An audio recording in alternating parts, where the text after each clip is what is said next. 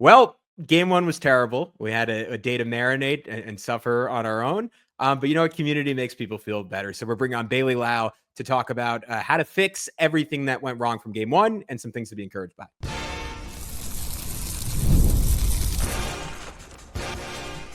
You are Locked On Knicks, your daily New York Knicks podcast, part of the Locked On Podcast Network. Your team every day. Hey, what's up, guys? My name is Gavin Shaw, your Saturday host of the National Locked On NBA podcast and credentialed media member that's been covering the Knicks for nearly a decade now. He is Alex Wolf, editor-in-chief of the Strickland, the greatest Knicks website in the whole wide world. You can check them out on all forms of social media at thestrict.land. They had a really cool YouTube video that came out today that we'll tell you about in just a sec. But first, we want to let you know that this is Locked On Knicks, part of the Locked On Podcast Network. Your team every day, your daily podcast on the New York Knicks. Yes, we're still operating despite last night, giving you the most detailed insight on your favorite team at least 5 days a week. Recently, a lot more. Be sure to join thousands of other Knicks fans in subscribing to both YouTube and your favorite podcast platform for the best insight on your favorite team every single day. On today's show, as mentioned, the great Bailey Liao joins us as someone we started having on in the last couple of months who gives incredible insight on this team. He does not disappoint in this episode, and that was good, Alex, because I needed something to pick me up. We talk about how the Knicks can resolve some of their most egregious defensive issues from game two, how OG Anunoby can resolve every issue he had in game one. Should the bench, well, we didn't actually get to that. I'm going to redo that. 3, 2, 1.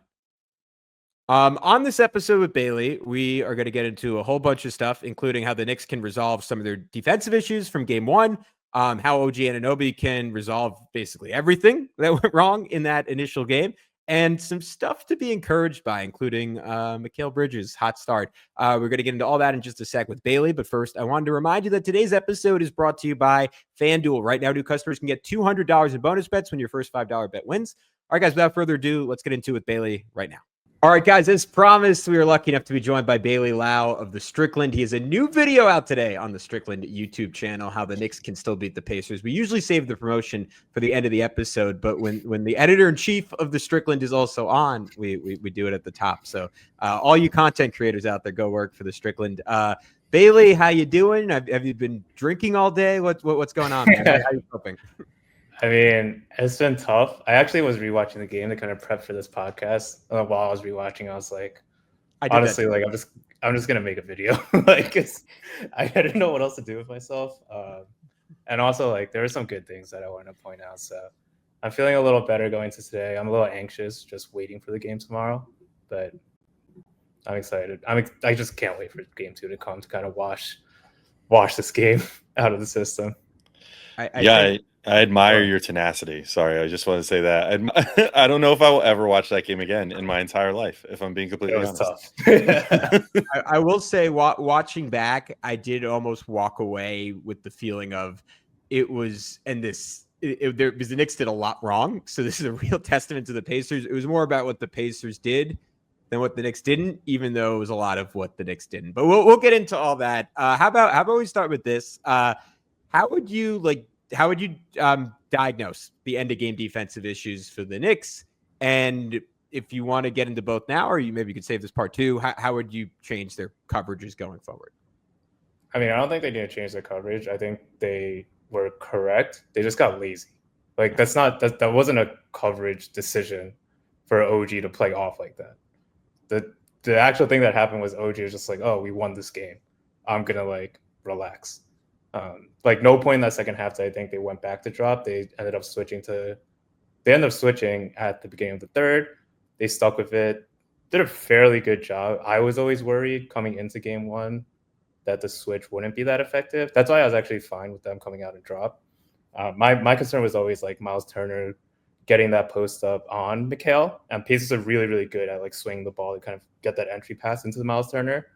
Mikal did an excellent job, in my opinion, just kind of being physical and not allowing that entry pass, which if that's the case, I'm way more comfortable with the switch, which they were way more comfortable with the switch in that second half. At the end of the game, you just have to not let up. You have to be attentive on those high screens where Naismith was coming off. I forgot Siakam said it, and Naismith came off it, and OG was so far off Naismith and Siakam. That's Twice. just not. That's just not supposed to happen. So I think it's just like it's just focus. I hate to say that, but like you just have to play for 48 minutes, right? You have to focus. You have to not let up. I don't know if this is true, but part of it that annoyed me was I felt like they started letting up when Tibbs challenged that call. Because we never see that. We never see that early challenge. We always see him hold on to the challenge, and he never challenges calls that are kind of like those 50-50 calls. And like at that moment, as a fan, I was like, oh, we have this game in the bag. Like, challenge this. Like, if you challenge it, if you win this, we're gonna win. But like, I'm a fan watching. Like, that shouldn't be what you're thinking. You should be following like all year. We've had a consistent game plan of like not challenging, like saving our challenges. And at that moment, again, I don't know if that's true, but at that moment, I felt like, oh, they got a little confident in that moment, and I think that's what happened at the end as well. They just got a little overconfident. Yeah, I mean, I'm right there with you. That I haven't rewatched the whole game, and as I said, nor will I ever. But I have watched that play that you referenced a number of times, where OG just kind of dies and looks like he's playing drop, but really is just kind of like not switching and is already kind of anticipating a rebound at that point, I guess, and thinking like, oh, well, he can't make 3 in a row, or however many it was going to be at that time, which of course he did, him being Naismith. But I feel like the thing that made me more angry after that one was then seeing the clip later that someone pulled of the camera captured OG like yelling at Cat on the sideline after that one too, as if it was Cat's fault. And I'm like, bro, like Cat switched with who he was supposed to switch with. Like, you were the one that didn't do your job. Well, Alex, sorry to interrupt. That's where I thought it was worth it to ask Bailey if it was a coverage thing, because I almost couldn't comprehend that Cat knew the coverage and OG didn't. Like, it was just hard for me to process. And that Cat is pointing, and like OG was just so far back on both of those. Like, it is, again, it's hard for me to accept that like he forgot what he was supposed to do. He completely fell asleep. Like, I agree with you, Bailey, that that's the most likely thing that happened there. But it's just like, it's stunning. It is stunning for him to make that mistake, especially for someone like OG, who, like, if he's up and he gets beat, he has such a margin for error to recover on Naismith that it makes it just so inexplicable. I don't think he forgot. I think he just quite literally just like relaxed. Like, he doesn't look like he's in an athletic position. Like, he doesn't look like he's ready to play basketball. I think he just like wasn't ready for the play because he thought the game was over. And if we want to think through like, what if it was a coverage mistake? Asking Cat to get over a high screen on a shooter is absurd. Doesn't make any sense. Yeah, so you're picked up in transition. You have like a cross match anyways, and then even if like your coverage is different, like you have to be in the play to begin with. And no matter what the coverage is, that's a mistake by OG, even if like you weren't supposed to switch. And just like situationally, right? Because like there's a world in like a different moment in that game, he's thinking like, all right, I have to cover Siakam rolling, like especially on the one that involved Brunson, which I think was the first one. But like in that, your only goal is to not give up a 3, especially to the red hot shooter. And you have Cat who can like rotate over from the weak side in that situation. So I'm sorry, Alex, I delayed you, but just it makes no sense. No, it's okay. And I mean, look, those weren't the only brain farts. I mean, there's the backdoor cut that Hart allowed to Nembhard. I think that one was overtime. Just completely fell asleep. Like, just was not even watching him, and that's his man, and just was like watching something all the way on the other side of the court. And then Nembhard is just like, oh, well, thank you very much. Like, I'll just walk right behind you and get a free layup. So yeah, I think we're all in agreement that is ultimately why the Knicks lost this game. Look, hey, Pacers fans in our comments all day, all 250 strong or whatever of them today, would say otherwise, apparently, but whatever. I don't really care what they think. Anyway, I think if we're moving forward a little bit, to get back to the broader question, you did mention that you actually were, I don't want to say that you were over the moon with what they were doing in drop, but like you at least didn't abhor what they were doing in drop, which I felt like I kind of did at the beginning of the game, if I'm being honest. Like, I feel like they were getting cooked. I thought that Cat looked lost. It was just like, I didn't quite understand why, when you're playing a team that can, in theory, play very similar to the team that you just beat in Boston, where they're going to try to kick it around the shooters around the perimeter. Halliburton is going to behave in a very similar way to how Jason Tatum behaved with the ball in his hands, albeit a little bit of a different player, but like he's going to look to get that early screen, start getting downhill or pull up for three, whatever. And then you've got all these shooters around him. You got a shooting center, which, I mean, I guess that was kind of the big thing in the Boston series that never really came to fruition, with KP just disappearing, and Cornette now not being a three-point shooter. But, ostensibly kind of a similar team in Indiana stylistically at times to what Boston would offer. So I was a little surprised to see them not looking to switch early on. And I did think that part of that, what it ended up being 9 of 9 start for the Pacers, had something to do with the fact that they were playing drop coverage and it was just allowing either really easy waltzes to the hoop or nice easy kickouts to the perimeter to make shots, or a lot of makes from Miles Turner, like right at the elbow. Very like Amari Stoudemire of him to just kind of like chill there and make elbow jumpers all day. But if you're game planning going into game 2, how are you defending right out of the gate? Because to me, I don't know. I know it's a lot to ask Tibbs to diversify, but I almost feel like I would come out switching it first and then see if you can get away with drop. But it seemed like at the beginning of this game, that was what the Pacers were prepared for, and they exploited the crap out of it, I thought. Yeah, actually, I agree. So I think they got cooked when they were in drop. I actually just don't mind that they came out in drop. Yeah. I mean, I wish they adjusted a little quicker after the 9 for 9 start. But the reason I was okay with them actually, let me answer your question first. I think they should start with switching, and I think you're totally right. I think like the interesting thing about this series is you actually have the chance to kind of mix up what defensive coverages you give to the Pacers. I guess the Celtics, I don't necessarily think that was true. I think you had to switch, and that was the only thing you could do. The reason I was okay with them coming out and drop is, one, Turner really likes to roll. And you kind of saw that when he went to that mid-range area and he kind of rolled into the mid-range area. Porzingis and Horford for the Celtics, they just like to pop a lot more. So when you have a center that's popping, it's very difficult to cover with drop coverage. And that's why I thought in the Celtics series, you really just had to switch. In this series against the Pacers, I thought Turner would roll a little bit more. I thought like feasibly Cat and Mikal could contain it, which obviously didn't work. But I thought like there was a chance that could happen. So kind of just see what that looks like. Having seen what it looks like, I think like you can just abandon it. And then you can kind of go to it when Mitch is on. And that's one of the interesting things to me is like, you can do whatever you want when Mitch is on. Like you can play Mitch in whatever coverage you want. And you can like actually have a read and react defense. You can have Mikal guarding Halliburton. And then if Halliburton can't beat Mikal, okay, cool, don't switch. You can like play like a soft drop. Or like if Halliburton is beating Mikal, then switch. And like both Mikal and Mitch are both capable of doing that, so you don't really need to implement those rules. But I just think like there's more defensive versatility you can try against this team. Not that I think it was like super successful, but the switch like worked to some extent, right? So I think that is how you start the game. Then you can kind of start adjusting from there. The stoppers you have is literally like if they're going to run, throw Mitch in, do it faster. I'm interested in Cat on Siakam and what that looks like too. I'm also interested on Hart on Halliburton, just because he's a little spacey.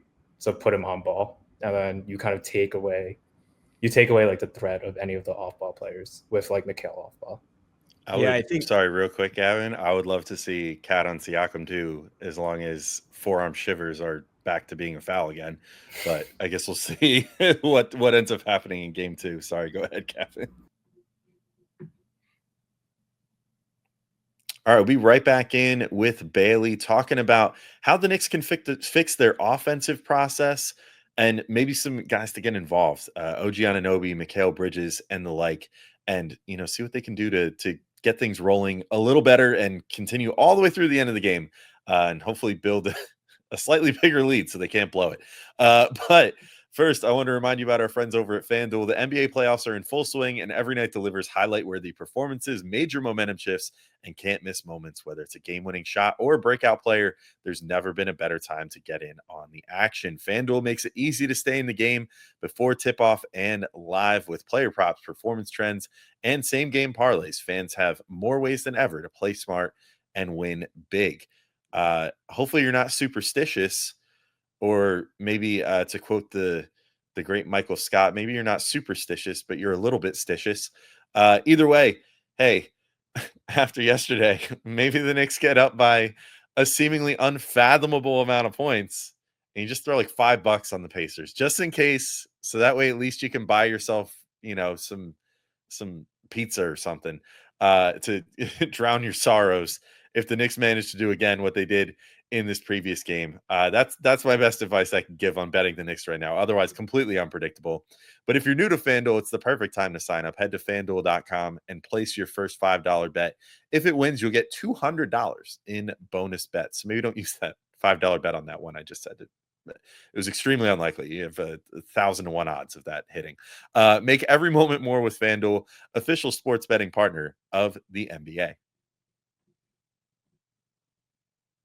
No, it's okay. I think some of the fear there with Cat on Siakam is, one, foul trouble, two, do they just start spamming pick and rolls with Siakam, but maybe that's a good thing, because that's more Indy shooting twos versus Indy shooting threes. And the way they're shooting right now, which there's a number today, they're something like 5.5% over expected shot value throughout the playoffs.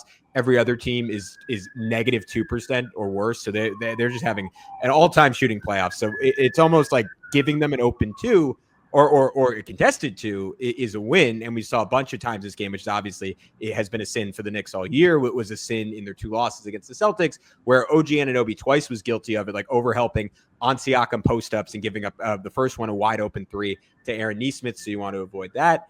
The Mikal Cat thing is so interesting, because it's something I think all of us kind of anticipated coming in, and where the biggest leap, I think, for this Knicks defense in the playoffs is that Mikal's been moved off the ball, right? And a guy who B-Ball Index had as the worst screen navigator in the NBA no longer had to do that, no longer had to play like the drop coverage, where I think Cat was a big reason that grade was so low, because obviously as much as Mikal was brilliant at that early in his career, and I don't think he sucks all of a sudden. To your point, it looks completely different when Mitch is in there and he has a little bit more margin for error in getting around screens. You watch Deuce crash through screens the same way. Like, Deuce is actually able to fight through the margin of the screen, while Mikal is always taking this winding path around, trying to contest from behind. And against Halliburton, that's just death, because he's too good, turning the corner, changing pace, keeping you on his hip, and either finding a floater, which is kind of a win for the Knicks, or a dunk for Turner. But I wanted to flip to the other side of the ball before we do a deep dive on some positives.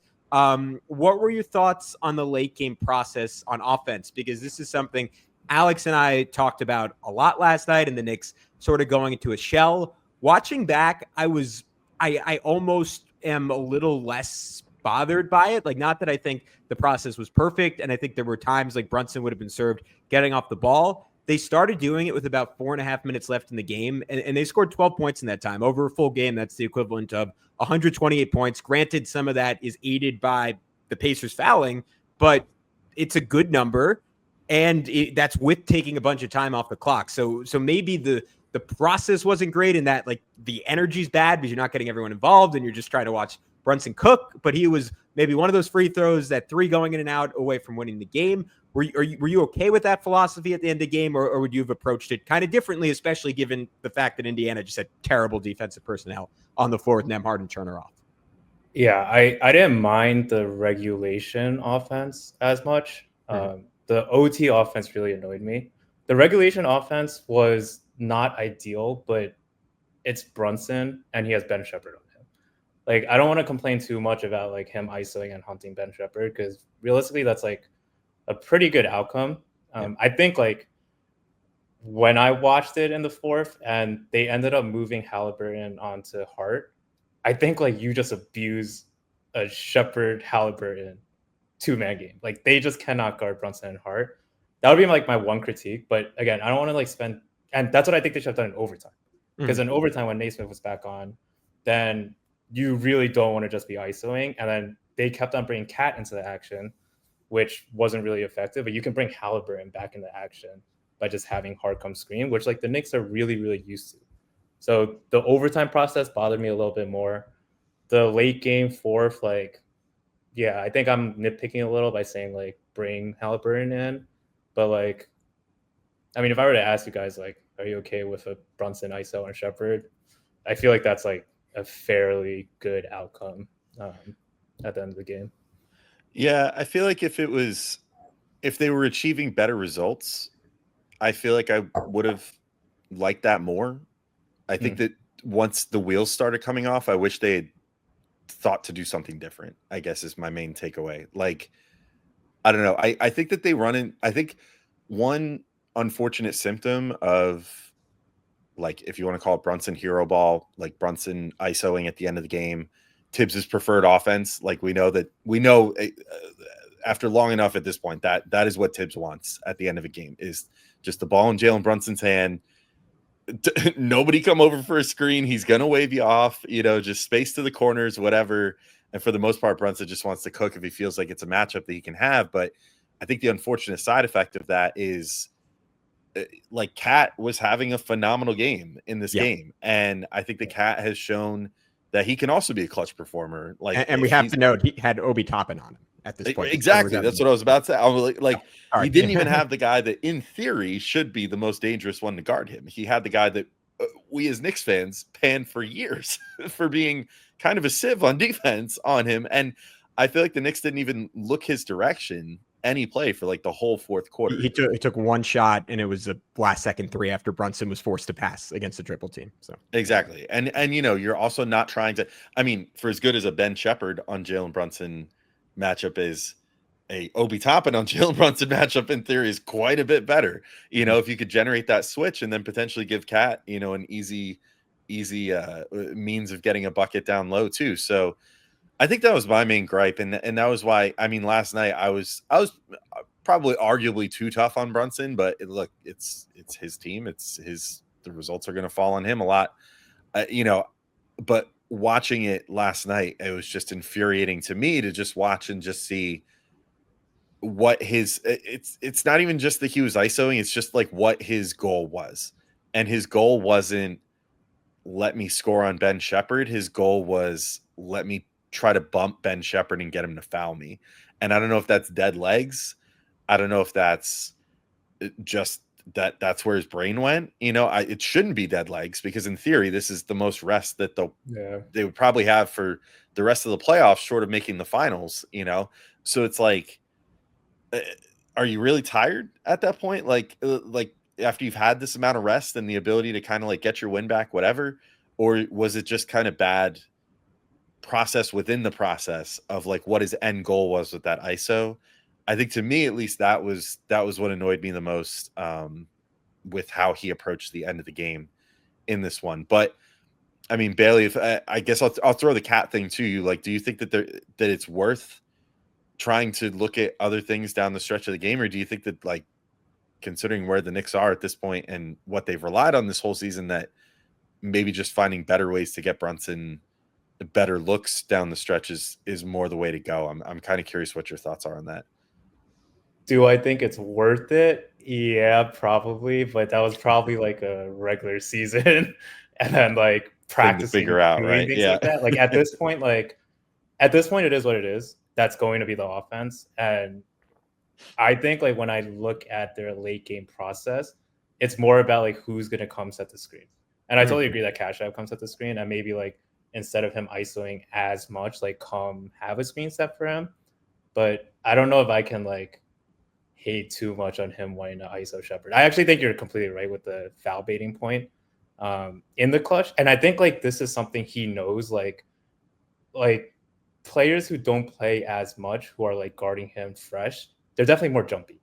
And I think he knows that. So he's like, oh, this is going to be easy for me to like kind of pump fake and get him to jump, and then I can get a foul. So with that point, I definitely agree. But I think like at this point, like this deep in the playoffs and the Eastern Conference Finals, I'm fine living with in clutch time with the ball's in Brunson's hands, just trying to figure out how to score. Sometimes it doesn't work, but I think I'll take that at this point.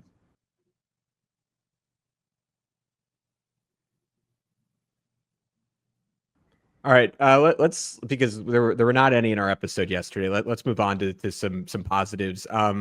It's probably a long list, but can you give me 1, 2, even three if it meets your fancy? Yes. Things that really encouraged you coming out of this game. Yes, I'll give you my biggest one.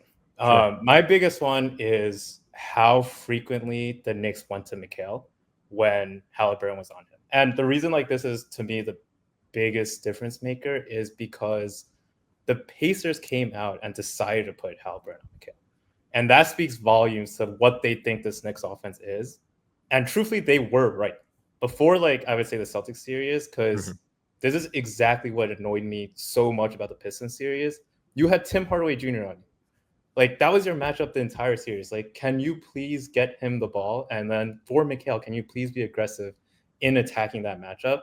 And if you don't see that aggression from Mikal, that means that Halliburton can hide on someone else other than Hart. And the downstream effect of that is then you're more comfortable putting Miles Turner on Hart. So if Mikal is not winning that individual matchup of Halliburton guarding Mikal, then the Pacers have a lot of different defensive stuff they can get to. So for me, seeing Mikal aggressive early and consistently throughout the game, and then there were multiple plays that Halliburton was on him and he just walked Halliburton into the post. And then when he immediately subbed in at the 5-minute mark with Brunson, that was the first play they went to against Ben Shepherd as well. Like, that's kind of like, that was definitely my favorite thing about the series, about that game specifically, is just how willing the Knicks were early on to not default to like a lot of Brunson actions, to default to, oh, like the best matchup on the court right now is Mikal. I'll go to that. And it felt like they were comfortable going to that. Yeah, and I think it helps a lot that Indiana's treating Hart like a shooter, at least for now, because on that play you referenced against Ben Shepherd, it was, I'm sure it happened early in the season. It is literally the only time I can remember all year where the Knicks had a post up. I'm like, oh, no one's around. Everyone's guarding outside the arc. Like it looked like uncanny valley almost. I'm like, is this really happening? Like, and he got an easy fadeaway. And to Alex's point on Brunson ISOing and not really looking for much else. And to your point, Bailey, like against the Celtics, like maybe the play that stood out to me the most in that series was in their comeback. I believe it was game 2. Brunson passing up a chance to go one-on-one, to throw it to Mikal, that was the game where he was really cooking, to go one-on-one at Drew Holiday. I'm like, wow, that is an incredible amount of trust, because the Knicks never would have done that earlier in the season. And then in the fourth quarter of this one, after he had that play against Shepherd, Mikal had Hallie in the post, and Brunson just doesn't make the pass. And I think they do end up scoring on that play anyways. So maybe it's crying over nothing, but I hope that continues late in games, because I love Mikal early in games. I love Mikal late in games. I think that's a key heading forward. Alex, was there? I know you were not happy last night. Is there anything that you're fired up about, or anything else you want to ask Bailey about before we wrap this up? Yeah, I mean, I kind of want to talk about OG Anunoby and his offense a little bit. Like, I'm kind of curious, Bailey, your thoughts after, again, so much respect for watching this game a second time, because I could never.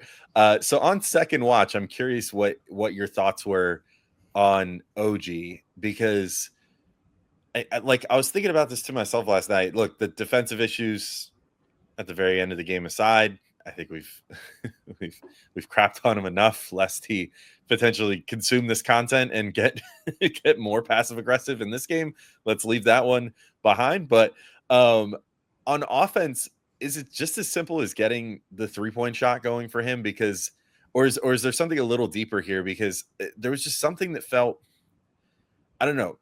I can't understand what goes on with him game to game sometimes and week to week and whatever, where we could see the guy that when Brunson was out was like saucing dudes up on the perimeter, had this like super tight handle, like was creating off the dribble, was hitting all these step back threes. And like the step back three, like at least the process behind it is still solid.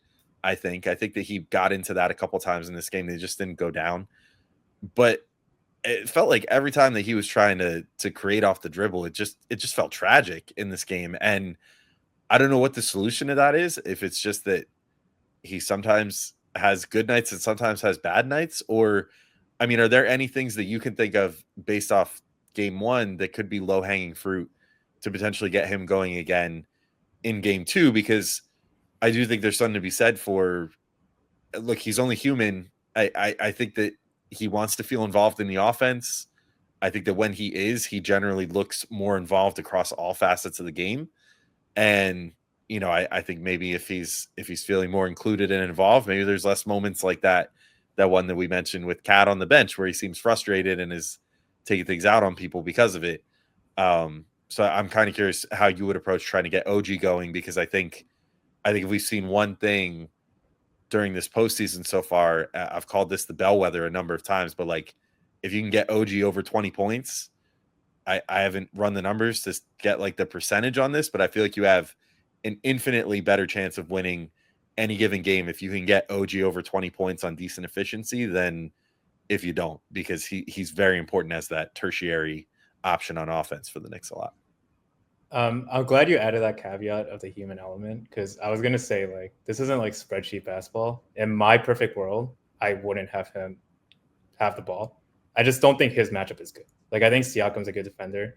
I think Siakam knows him really well. And I think you can attack anywhere else and it's almost like guaranteed to be a better outcome. But I think you're completely right. Like, I think you have to figure out how to get him involved, because there's a human element to basketball that goes beyond like, this is not the optimal matchup. Do not go to this, right? I think it's difficult. I think like the best way is to find him in transition on some of those post-ups. There was one in the fourth where Brunson gave him the assist right before his block, where I think Halliburton was on him. And then another one where I think Mathurin was on him and he posted a Mathurin right into the bucket. I think like those opportunities, every time you see someone else on him, and it's like everyone's responsibility on the court, right? If you see like Halliburton on OG, like figure out a way to get him in the post and get him the ball. I think that's probably the cleanest way. I don't feel particularly comfortable like running plays for him where he gets the ball on the move, even if he's on the move, because you're attacking Siakam, who truthfully like probably just knows him really, really well. And it goes the other way too, right? Like Siakam looked like he struggled a little bit during this game as well. But I just don't think that's like a good matchup for either of them.